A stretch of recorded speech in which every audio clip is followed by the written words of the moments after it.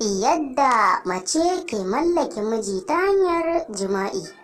In kin ga namiji yana kallon ƙirjinki ko leƙen ɗuwawunki, to hankoransa shine ramin gindinki.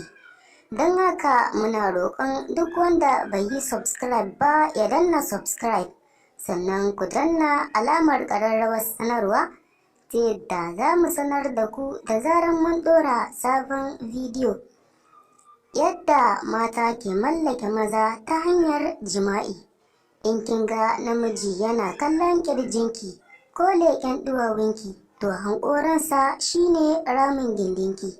Nan yake so ya samu ya keta don ya sha daɗin mara. In kin yi aure kin shiga ɗakin mijinki, to kunya ya ƙare. Ki cire kunya ki more mijin naki sosai, kafin wata ta shigo ko kuma wata ta ƙwace miki miji a waje don kawai kina jin kunya. In mijinki zai zare zariyar wandonsa, ya tuɓe wandonsa ya danne ki, ya danna miki bura ya sha daɗin mararki, to sai ki dinga jin wani kunya.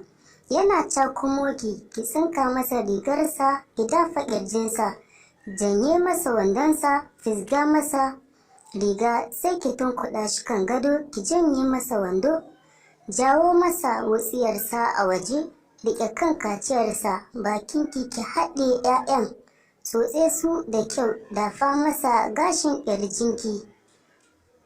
ƙirjinsa, sosa masa kunnensa.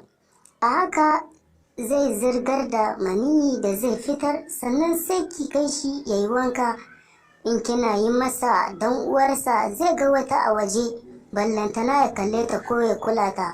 Don haka muna roƙonku ga duk wanda bai yi subscribe ba ya danna subscribe, sannan ku danna alamar ƙararrawar sanarwa ta yadda za mu sanar da ku da zarar mun ɗora sabon bidiyo.